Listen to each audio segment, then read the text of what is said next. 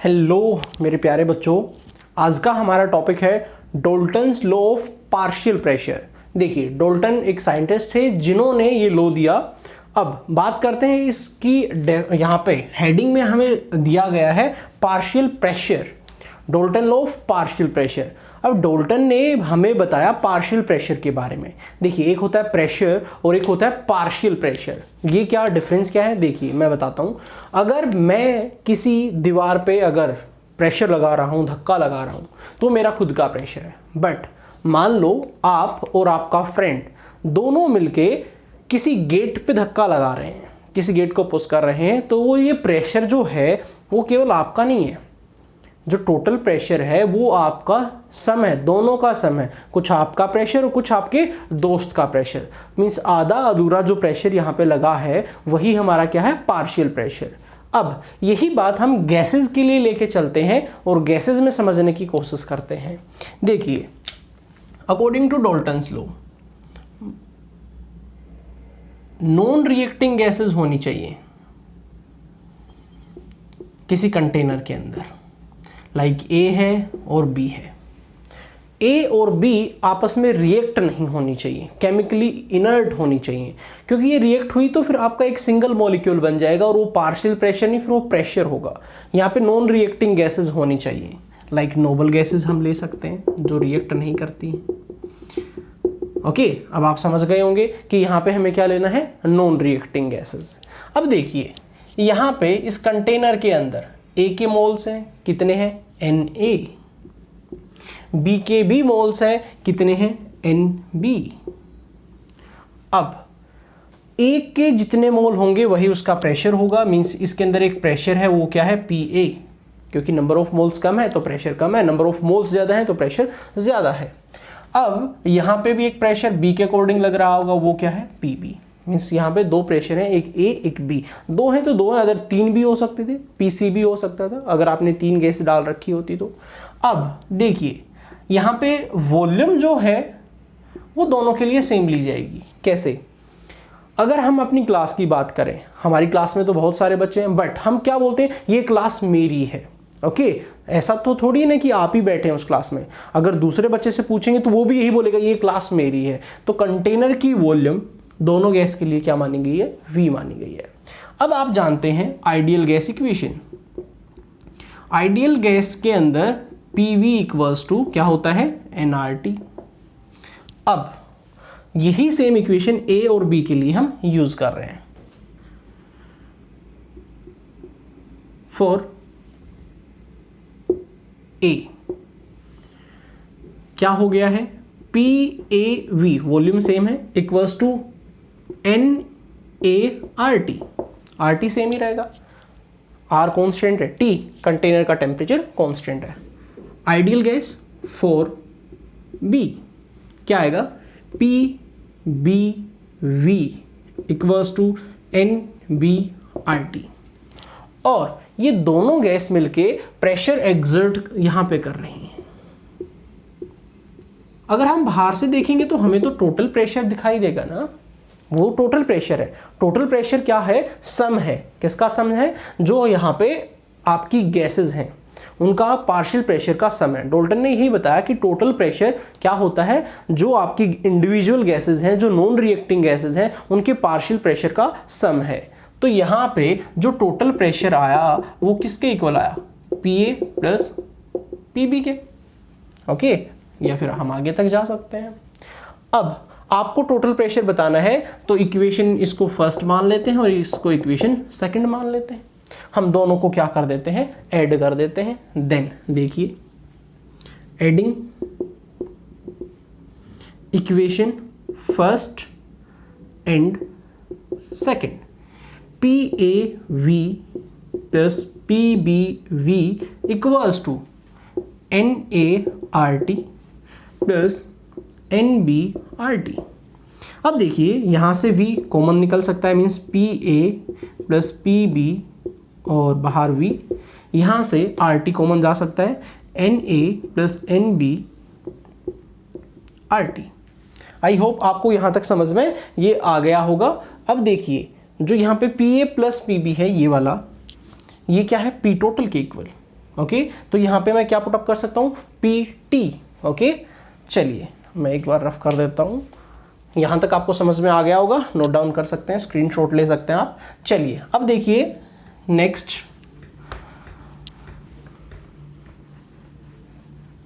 यहाँ पे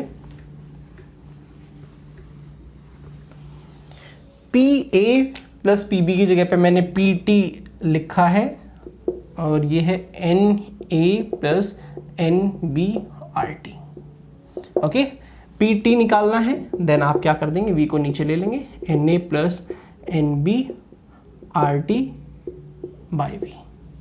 आप P टोटल इजीली निकाल सकते हैं। बट कभी कभार हमसे जो कंटेनर में गैसेस थी ये वाली PA/PB, कभी कभार हमसे PA पूछने लगता है, या फिर कभी कभार हमसे PB, इंडिविजुअल गैस का पार्शियल प्रेशर पूछ लिया, मींस आपने कितना प्रेशर लगाया और आपके दोस्त ने कितना प्रेशर लगाया ये बताइए। तो अब हमें देखना पड़ेगा। देखिए आपके पास इक्वेशन फर्स्ट थी, वो क्या थी, PAV इक्वल्स टू NART। चलिए ये इक्वेशन फर्स्ट है। इक्वेशन सेकंड आपकी थी PBV इक्वल्स टू NBRT, ये इक्वेशन सेकंड थी, और ये इक्वेशन थर्ड मान लेते हैं। ओके, ये इक्वेशन थर्ड है ये वाली।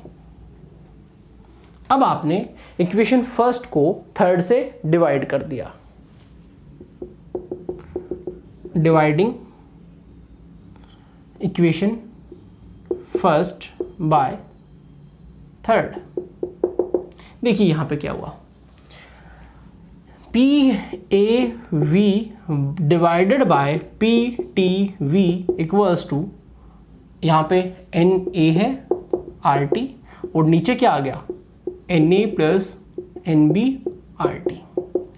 अब देखिए क्या क्या आप यहाँ से हटा सकते हैं, V से V कैंसिल कर सकते हैं, वॉल्यूम सेम रहेगी, RT से RT कैंसिल कर सकते हैं, सेम है, बचा क्या, PA by PT equals to NA divided by NA plus NB। अब हम जानते हैं XA क्या होता है, mole fraction of A NA upon NA plus NB। क्या हम इसकी जगह पे X से पुटअप कर सकते हैं, बिल्कुल कर सकते हैं। मीन्स PA, PT भी हमने ऊपर ले लिया, क्या हो गया है, ये हो गया XA mole fraction of A into P total. आपको P टोटल दिया हुआ होगा, मोल फ्रैक्शन आपको पता होना चाहिए, आप इजीली PA फाइंड आउट कर पाएंगे। इसी तरीके से आपको PB अगर निकालना है, अब हमें कोई प्रॉब्लम नहीं है, डेरिवेशन सिर्फ समझने के लिए होती है कि हम कैसे न्यूमेरिकल कर पाएंगे। PB अगर हमें निकालना है तो क्या करेंगे हम, XB PT, इजीली हम इसको सॉल्व कर पाएंगे। ओके, चलिए अब हम इससे आगे कुछ बातें और कर लेते हैं, वो क्या है, और ये 12th में भी काम आने वाला है। कभी कभार मोल फ्रैक्शन पूछ लिया जाएगा, PA PT दे देगा, कभी कभार PT दे देगा, XA आपको दे देगा, PB पूछ लिया जाएगा, कभी कभार PA XA पता होगा, P टोटल भी हम यहाँ से इजीली निकाल पाएंगे। चलिए अब नेक्स्ट, कभी कभार कुछ ऐसा हमसे पूछ लिया जाता है, इस टाइप के न्यूमेरिकल भी काफ़ी बार आ जाते हैं। एक बार ध्यान दीजिए, आपने किसी गैस को किसी लिक्विड में से पास करवाया या किसी लिक्विड में से निकाला है, जैसे कि देखिए मान लेते हैं ये आपका कंटेनर है कोई भी, और इसमें से कोई गैस यहाँ से निकल रही है, मान लेते हैं वाटर है, और यहाँ से एक गैस निकली, मीन्स ऑक्सीजन ही निकल गई, ये लगा लेते हैं। तो यहाँ पे जो प्रेशर है वो केवल ऑक्सीजन का नहीं है, हालांकि गैस तो ऑक्सीजन है बट ये प्रेशर ऑक्सीजन का नहीं है। क्यों, कुछ वेपर भी यहाँ पे बन गए हैं, कुछ वेपर प्रेशर भी यहाँ पे होगा। अब अगर आप गैस का प्रेशर निकालना चाहते हैं, मीन्स O2 का प्रेशर निकालना चाहते हैं, तो आपको क्या करना पड़ेगा, P टोटल, टोटल प्रेशर जो इसका आया है, माइनस या तो वेपर प्रेशर लिखिए, ठीक है, कभी कभार किसी न्यूमेरिकल में वेपर प्रेशर दिया जाता है, या फिर एक्वस टेंशन भी आप इसको बोल सकते हैं, P total minus aqueous tension, ये वैल्यू आपको दे देगा। ठीक है, इस टाइप का न्यूमेरिकल भी मैं आपको करवाता हूँ। तो ये सभी चीज़ें आपको क्लियर होनी चाहिए। और डोल्टन लॉ केवल और केवल नॉन रिएक्टिंग के लिए एप्लीकेबल है, रिएक्टिंग के लिए एप्लीकेबल नहीं है। लाइक आपने अगर ले लिया NH3 प्लस HCl, दोनों गैस है, क्या डाल्टन लॉ लगेगा? नहीं लगेगा, क्योंकि ये रिएक्ट हो सकते हैं। H2 प्लस Cl2, क्या इस पर डाल्टन लॉ लगेगा? नहीं लगेगा। क्यों? क्योंकि ये रिएक्ट हो सकते हैं। तो जो रिएक्टिंग गैसेस होंगी उनके ऊपर डाल्टन लॉ फॉलो नहीं किया जाता है। नॉन रिएक्टिंग होनी चाहिए, तभी तो पार्शियल प्रेशर आएगा, तभी तो इंडिविजुअल प्रेशर लगा पाएंगे। अगर रिएक्ट हुआ तो फिर तो एक सिंगल गैस का प्रेशर आएगा वो, ना कि वो पार्शियल प्रेशर। ओके, तो आई होप आपको ये क्लियर हो गया है कि पार्शियल प्रेशर क्या है और प्रेशर क्या है। प्रेशर किसी सिंगल गैस का एक प्रेशर हो गया है। पार्शियल प्रेशर एक से ज़्यादा, 2, 3 या ज़्यादा भी हो सकती हैं, उन सब ने थोड़ा थोड़ा कंट्रीब्यूट किया और उस प्रेशर को हम क्या बोलेंगे? Partial pressure. ओके, चलिए न्यूमेरिकल पे चलते हैं। ओके, बात करते हैं। यहाँ पे O2 हमने कलेक्ट की है 20 डिग्री सेल्सियस पे। टेम्परेचर का काफ़ी बड़ा रोल है यहाँ पे, मैं बताऊंगा क्या रोल है।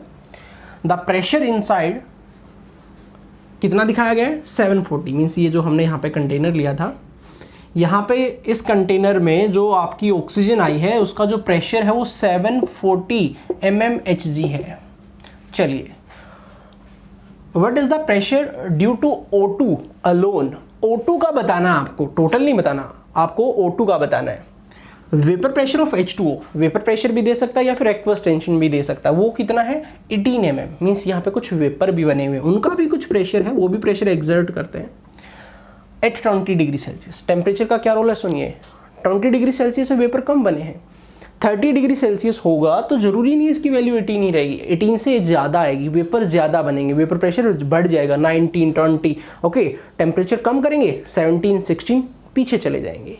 अब मैंने आपको बताया था अगर हमें केवल ऑक्सीजन का प्रेशर बताना है तो क्या करेंगे? टोटल प्रेशर देखेंगे 740 है और वेपर प्रेशर देखेंगे 18 दे रखा है, -18 कर देंगे, मीन्स यहाँ पे जो आपका प्रेशर आया वो आपका आ गया 722 mmHg। ये केवल ऑक्सीजन का प्रेशर है, क्योंकि 18 यहाँ पे किसका प्रेशर था? वेपर का प्रेशर था। आई होप आपको ये न्यूमेरिकल समझ आ गया होगा। एक न्यूमेरिकल और करवा देते हैं।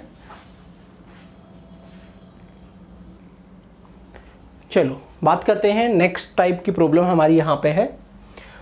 आपको यहाँ पे 3 गैस दी गई हैं और जो कि नॉन रिएक्टिंग है, N2 CO2 CH4, ये रिएक्ट नहीं करती हैं। ये आपका कंटेनर है, यहाँ पे आपको N2 CO2 CH4 बेटर रहता है। आप डायग्रामेटिकली प्रॉब्लम को सोल्व करें, इजीली आपकी प्रॉब्लम सोल्व हो जाएंगी और आपको मज़ा भी आएगा। P टोटल जो है वो 720 है, कन्फ्यूजन रहेगा ही नहीं। अब यहाँ पे N2 का मास हमारा 56 ग्राम है और CO2 का 44 ग्राम है, CH4 का 16 ग्राम है। अब हम पहले मोल फाइंड आउट करेंगे N2 के लिए। N2 के लिए जो मोल्स होंगे वो क्या होंगे? 56 डिवाइडेड बाय 28 मोल्स निकालने होते होंगे, given mass upon molar mass. यहाँ पे 2 आ गए हैं। CO2 के लिए हमारे जो मोल्स हैं वो है 44 डिवाइडेड बाय 44, 1 आ गया है। CH4 के लिए हमारे जो मोल्स हैं वो है 16 बाय 16, 1 आ गया है। चलिए, अब मैंने आपको फॉर्मूला बताया था कि किसी भी गैस का अगर आपको प्रेशर, पार्शियल प्रेशर बताना है तो आप इजीली बता पाएंगे। कैसे? जैसे हमें पार्शियल प्रेशर बताना है CH4 का, पार्शियल प्रेशर ऑफ CH4 कैसे बताएंगे? CH4 का फ्रैक्शन। अब CH4 का फ्रैक्शन कैसे लेंगे? CH4 के मोल्स ऊपर, टोटल मोल्स नीचे। टोटल कितने हैं यहाँ पे? 2, 1, 3 हो गए, 4 इनटू व्हाट? 720। ओके, सोल्व कर लेंगे। यहाँ से जो वैल्यू आपकी आएगी वो आएगी पार्शियल प्रेशर ऑफ CH4। अगर आपको CO2 निकालना होता सेम ही आता, क्योंकि इसके भी नंबर ऑफ मोल्स बने। अगर आपको N2 का पार्शियल प्रेशर बताना होता देन यहाँ पे 2 लेंगे, नीचे 4 सेम रहेगा। तो आप किसी भी गैस का पार्शियल प्रेशर बता सकते हैं अगर आपको टोटल प्रेशर और मोल फ्रैक्शन की नॉलेज है तब। Okay, thank you.